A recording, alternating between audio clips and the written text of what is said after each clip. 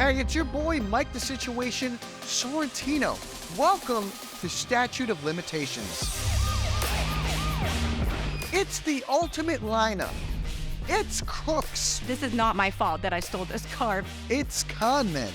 This is my chance. I can be rich for life. It's wannabe kingpins. We all made together $500,000. And queen pins. It was basically a lounge of criminals. These are stories of the non-violent lucky punks and Robin Hoods that dodge the law. I could have gone to prison, not jail, prison. Because here's the situation, baby. It's only a matter of time before the statute of limitations is up. And technically, you might walk away scot-free. But don't take it from me, guys. I'm obviously no lawyer. This is Statute of Limitations.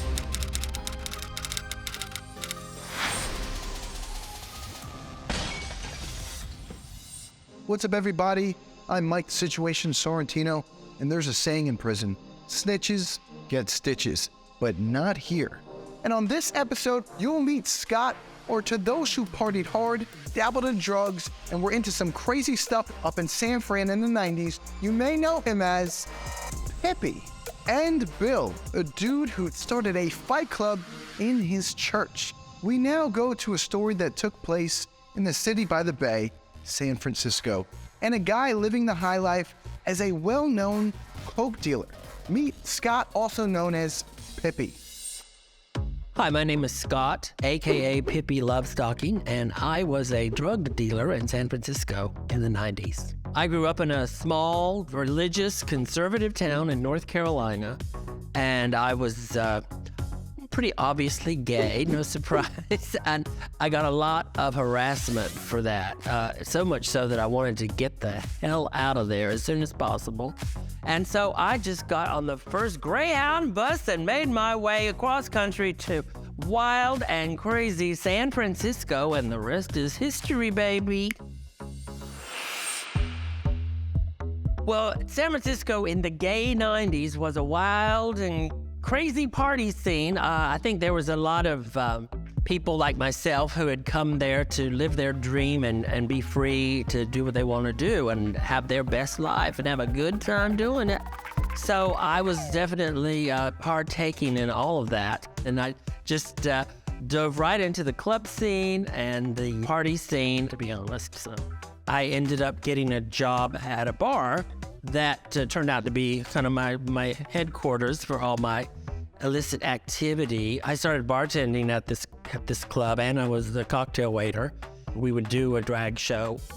It was always a crowd pleaser. You get a high from being in drag. It's like becoming a different character. Then I started singing live. We got a microphone and a karaoke machine, but always very boozy and lots of coke to help me keep drinking. So drag queens today are like apple pie and hot dogs, but back in in my day, we were kind of outsiders and fringe people, and I liked it like that. It was fun being kind of on the outside. I think a lot of people, especially gay people, myself included, adopted the attitude of like, let's live fast, die young, let's party, let's enjoy ourselves. All bets were off, and it was like a kid in the candy store kind of scenario. We had a lot of transsexual prostitutes that frequented our bar, as well as the male hustlers. They always just kind of drifted through because we had cocaine there. We were known for our cocaine. It came from miles around. And I specifically always had plenty of it on me. But I always had like a big kind of a patent leather purse. It was bigger than a lunch pail. And so I had these kind of hidden compartments. I'm just packed full of my party favors, and people knew that I was holding, and they could just come and look for Pippi at the bar, and I would hook you up. Well, I was very reckless and generous with my friends, and so when you have a lot of money, you spend a lot of money, or at least that was my attitude in those days, because I was living like there's no tomorrow. On average, I could sell about 100 quarters of coke, and my take was $1,000 a night. Well, of course, I had to be careful and size up my customers that, very rarely would I encounter people who gave me a red flag or anything like that. And then there are some people who I just don't want to deal with who it seems suspicious. Just like, nope, you don't belong here. Wrong bar. So keep walking. Well, it was a weird environment, and I mean, I guess there were risky things around me a lot. We did have cops come around fairly frequently. Frankly, at that time, I don't think the police were very much concerned. Especially, I think they were, particularly in the gay world, they probably just sort of like, don't ask, don't tell, let's not bother these people. One night I had a full bin of bottles, and I went to put them in the dumpster. And when I got out there was this guy who was leaned up against the dumpster, and the rain was falling right on his face. Anybody whose conscience would respond to that. So I shook him. I called and I said, "Hey, what's up? Are you okay? Do you need an ambulance? Do you need help?" No response whatsoever. I was like, "I think this guy's dead. Just another Saturday night." And I developed kind of a street smarts right away. I was glad to be free to put on my drag, make the world my runway. The 90s was a wonderful time. We didn't have social media to make us feel depressed about how much we're not a Kardashian. How can we be happy?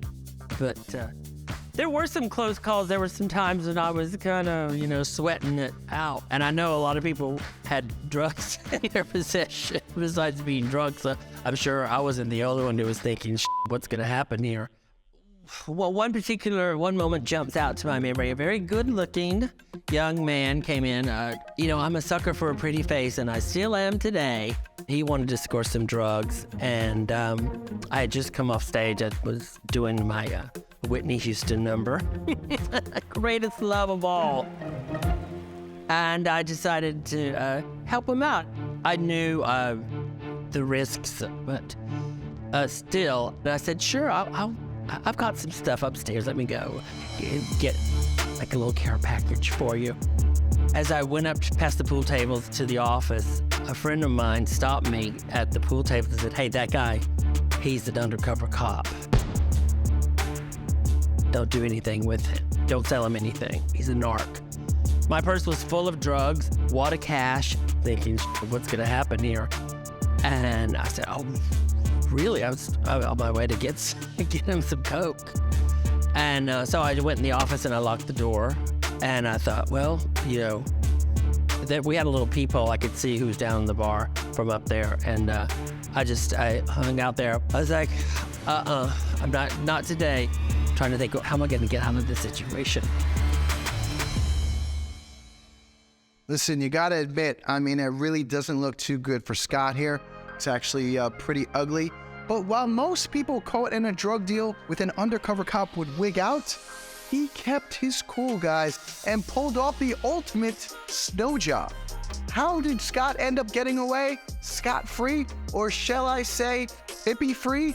The answer next on Statute of Limitations.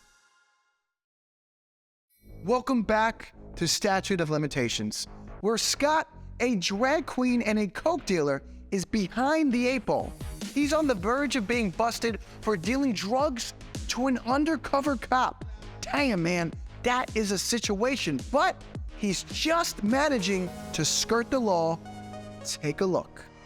A very good-looking young man came in. He wanted to score some drugs. And I said, sure, I've got some stuff upstairs. Let me go. A friend of mine stopped me at the pool table and said, "Hey, that guy, he's an undercover cop." And so I went in the office and I locked the door. I was like, I'm not today. Trying to think, how am I going to get out of this situation? And that's when things got a little bit weird or complicated. And I took my wig off and wiped my face down with some baby wipes. So I slipped out of the office and I went to our filthy bathroom. And I was like, I got to get out of here. And so I crawled out of the window that was above the 3rd stall, and pigeons had been nesting there, and it was gross and filthy, and there was like some chicken wire there that I had to peel that back.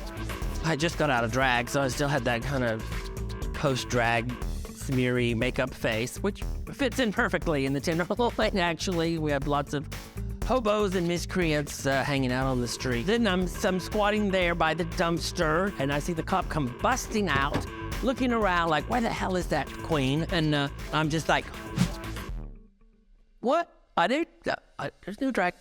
What? He looked right down where I was, but didn't even notice me because, I looked a lot different without my wig and makeup on, and I was just wearing a cruddy t-shirt and jeans. He didn't even stop because I probably looked too filthy and had too much pigeon droppings on me or whatever, and he just like bolted in the other direction. I think he had another call to go to because he walked right past me and didn't even notice me. Well, I have a tremendous feeling of gratitude that I'm alive to tell the tale, and I'm glad that I stopped when I did, that I quit while I was ahead, and that I never got arrested or got in any serious trouble, because, drugs can really take people in terrible directions. I'm sober now. I don't do drugs or drink anymore. I still like to have fun and dress up in drag, as I am doing today. There's still a lot of good things that are happening that I want to be around to witness. So it was like an 11-year run. Did a lot of partying, sold a lot of drugs, and dodged a lot of bullets. And, I'm here I live to tell the tale. And that's my story. Do drag, not drugs. Good for Scott. He laid down in a dirty alley next to a dumpster and walked away clean. And he was able to avoid the law long enough to survive the statute of limitations. Damn, my inner criminal is smiling. Sorry, publicist. Now it's time for a story of a guy who doesn't fight the law. He let his fist fly with an underground fight club on holy ground. Dang, okay. He could have been locked up for 5 years in Pennsylvania, but he bobbed and he weaved long enough to beat the rap. Get a load of that. It's time for the confession. We all know I love confessionals. Let's hear his sinful story. Meet Bill. I'm rooting for Bill. Come on, Bill.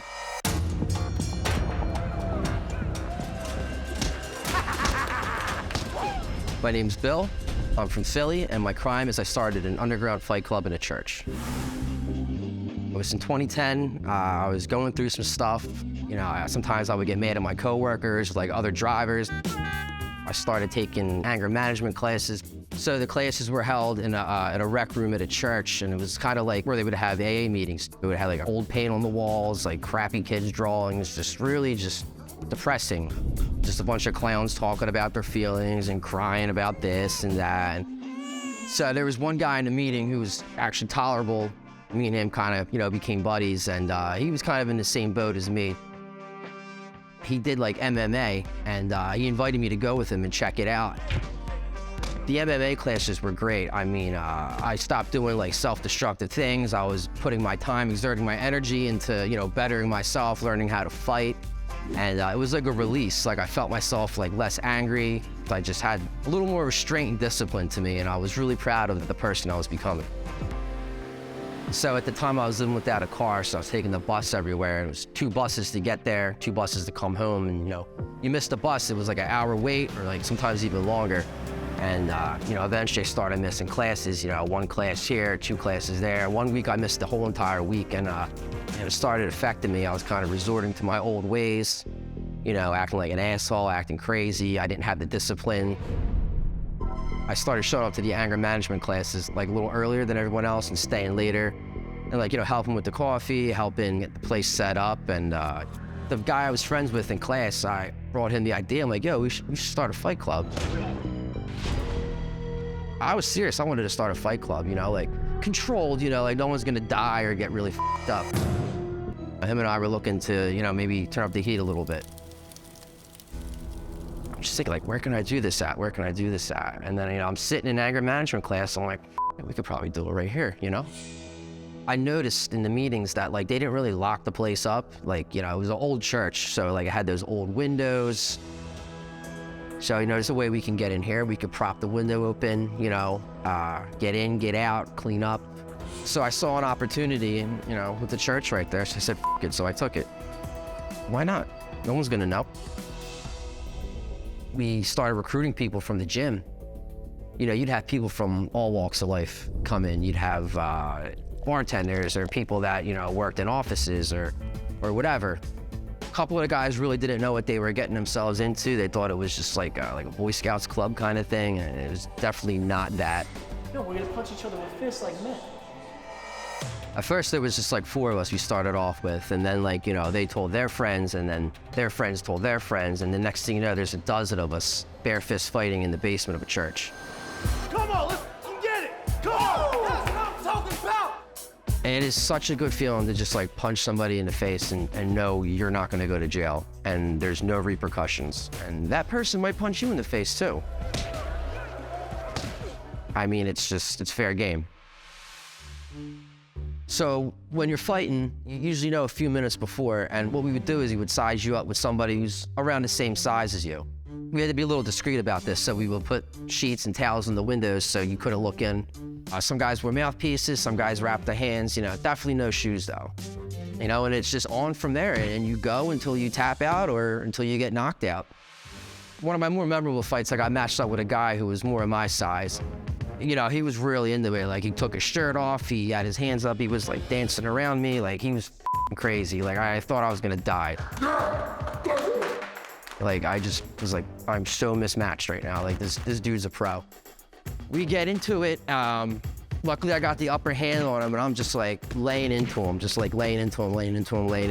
and I just kind of like blacked out for a minute and just kind of just like forgot where I was and like didn't realize what I was doing, and like, I don't know, it felt like 2 minutes, but like in reality, it was probably like 2 seconds. And you know, they stopped the fight, and I like see what I'm doing. I'm like, oh shit, like I'm really hurting this guy. He was all right. We laughed about it afterwards. Sometimes we would go out to the bar after. One guy would be cut up, one guy would have a black eye. You know, one time the guy didn't have a shoe on. You know, and these people were just looking at us in the bar like what the f is wrong with these guys? You know, we knew, and that's all that mattered. In that moment, we were like brothers, you know? One time there was this guy, and he showed up in like a suit, and like I honestly thought he was like a detective, like scoping out the place. Like I thought we were all going to jail that night. He was there to fight, and like literally like took his suit off, took his tie off, and just kicked the shit out of some guy. I thought the guy was a nerd. I definitely did not see that coming at all. Having the Fight Club really, you know, opened me up and helped me out in ways. Like I was feeling so good about myself. I was feeling good about my outlook. I felt like I was doing a service in a sick and twisted kind of way. But you know, I really just started feeling like a sense of pride. I might have been breaking the law here and there, but like I just said, F it, you know. I don't care. It was making me a better person. You know, when the night was done, we would put everything back where it was, sweep the floors. You know, we had to mop up some blood here and there, make sure there was nobody left behind, make sure there was no personal items left.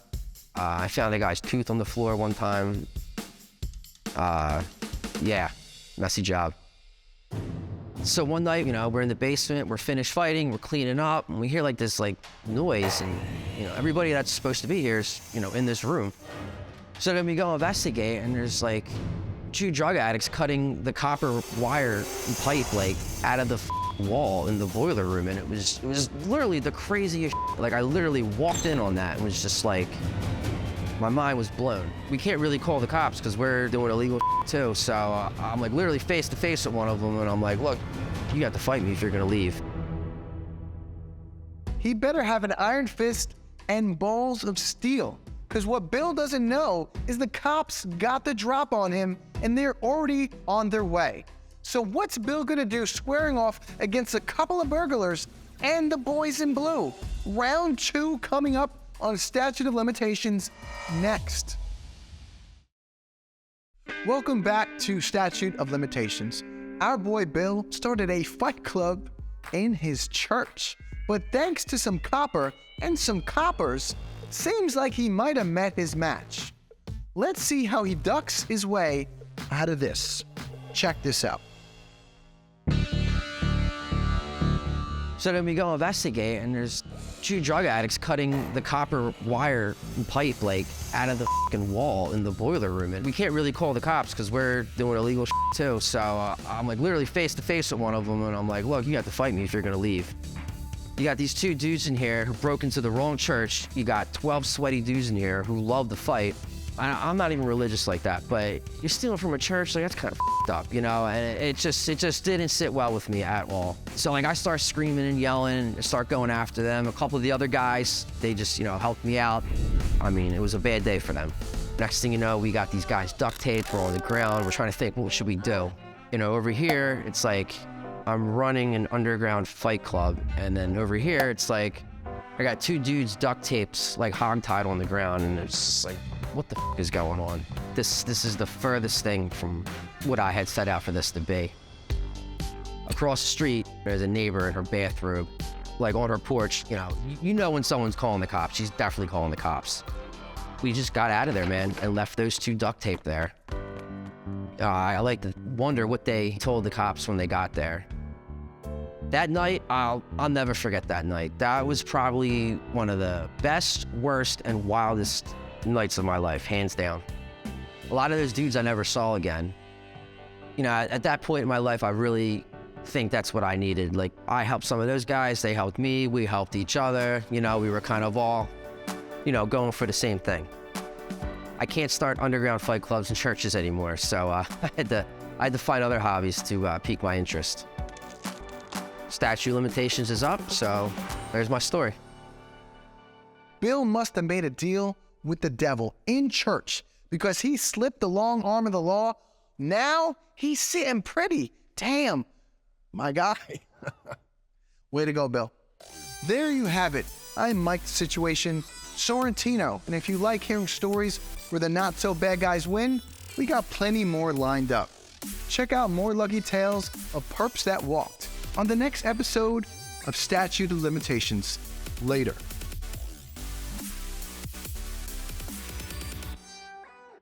This program is for entertainment purposes only, and it is not legal advice. The statute of limitations are complicated and depend on many factors. If you need advice, you should seek legal counsel from a competent attorney in your jurisdiction.